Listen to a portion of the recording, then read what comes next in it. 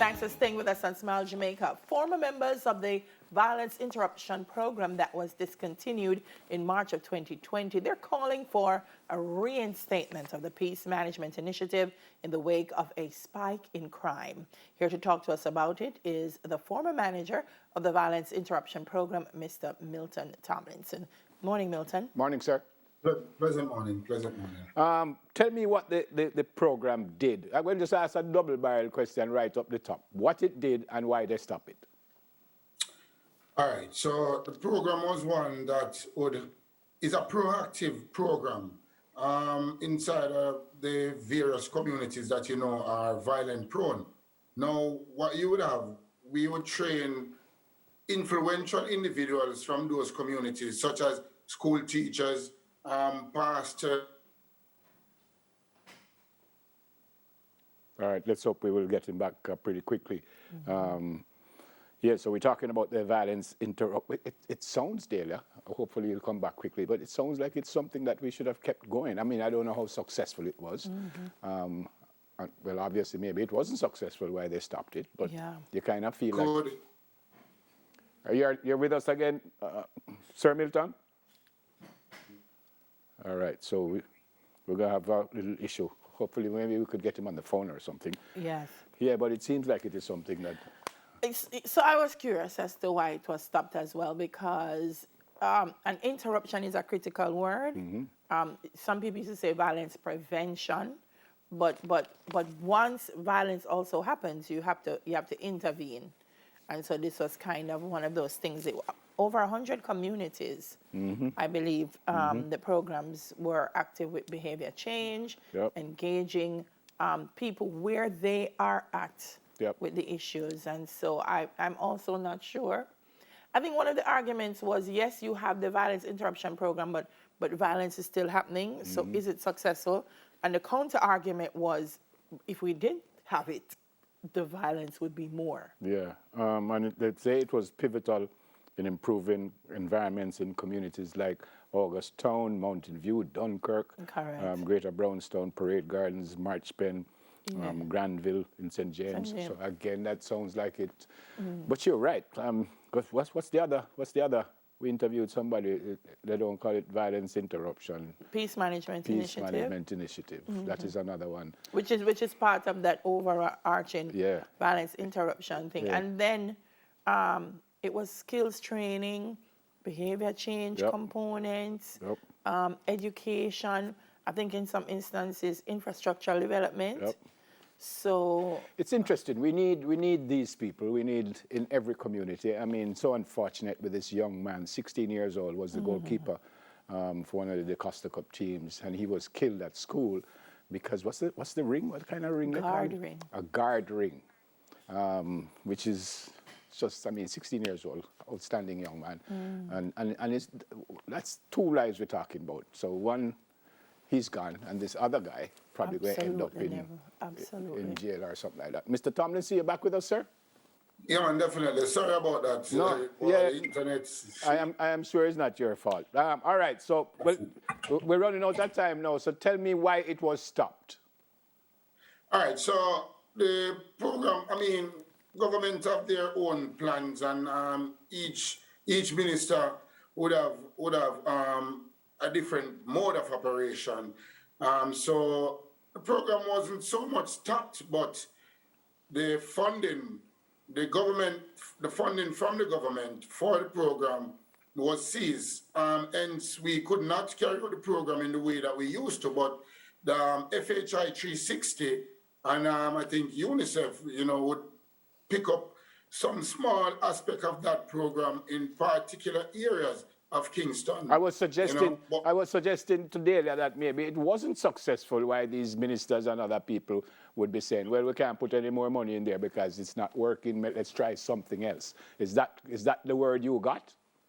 No, definitely not. This program was super successful. Super successful. So why was it stopped? When you look on, like I said, different people see things differently. Okay. You know what I mean? But as it relates to the success rate of this program, it's a very successful program. You can talk to Dr. Herbert Gill who did an evaluation of the program, intense one as well. Yep. You know, he could shed more light on that side of the program, you know, because coming from me who works alongside the program, you know, is definitely one that people say, well, he's with the program, so he would have said that. But when you talk to somebody like a Herbert Yale who did the evaluation and others, they would tell you. And if it wasn't successful, FHI and UNICEF, those entities would not put their money behind such programs. All right. So when you say reinstate it, Milton, as a part of the government's crime plan, exactly what are you asking for? Is it that you want the government to fund it? What are you asking for? We need it to be a national, a part of the national crime plan as a preventative measure. Because when you look in other jurisdictions across the world, it is a violence interruption program. One of the biggest things in the States, the Crips and Blood in California, it is the violence interruption program that brought, along with the work of the police, because the police work closely with these interrupters, that brought that kind of violence and thing to a level of lull. You know what I mean? Southside Chicago, Boston, a number of states in the U.S. use this program. Did you have it's a very successful model? You said Dr. Gale went through it, but do you have like specific numbers? And I ask that because say they put up Zozo somewhere and they say, well, all right, murders went down by 10% since it got there. Did you see that in these communities, that people stop killing each other and people start behave themselves? Did you see that? Definitely, and you going back to school, people going back to school. I mean, business opening up back, you know. Communities come alive again. Definitely, without a doubt. All right. You know? Yeah. Well, what are they saying? Have you approached anyone to restart this, and have they given you good feedback? What are they saying? Have you spoken to anyone? Well, this is a business of the Peace Management Initiative because up to the time it was only the Peace Management Initiative that was carrying out this particular program. While the concept is good, you will find now I'm hearing that other organization like the Violence Prevention Alliance, Fight for Peace, and others are looking to start the violence interruption program, you know? Yeah. Milton, I'm still not sure if I got what I wanted from you in terms of, because you already said that UNICEF and other organizations are assisting with funding. So what exactly do you want the government to do? I know you said part of the crime plan, but how? How would they? Nationally, because this program, so we used to have it in St. Catherine North, we used to have it in Clarendon and Montego Bay, Hanover, Westmoreland, and sections of Kingston. Right. So it is not like that anymore, you know. We just might have something in West Kingston, particular Maxfield, sections of Maxfield Avenue, and that's about it. Okay. You know what I mean? Okay. When you say influential people in the community, other people call them dons. Who are some of these people in these communities that would have helped you to get people behaving and stuff like that? All right, so it is just the messenger, you know. So like I say, you will have pastor, school teachers. Okay, all right. You know, and you did say that, and you did say that up front. All right. Coaches, all these people, because coaches, people rule out coaches, you know. Coaches played a vital role in these communities as well, you know, because oftentimes they know these kids from birth, you know. Yeah, they're like mentors in these communities. Yeah, man. Sir, important to these kids. Sir sometimes get more out of them than the parents, actually.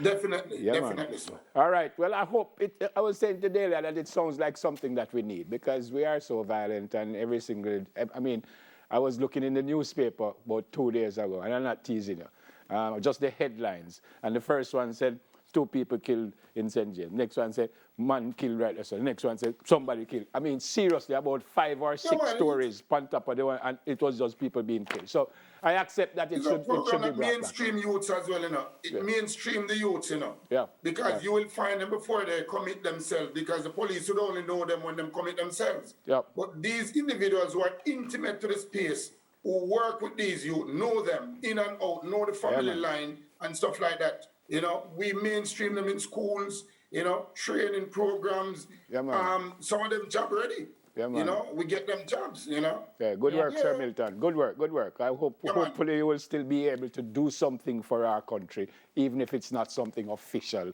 like what you have been doing. All right? Great to see you. Definitely. God bless you.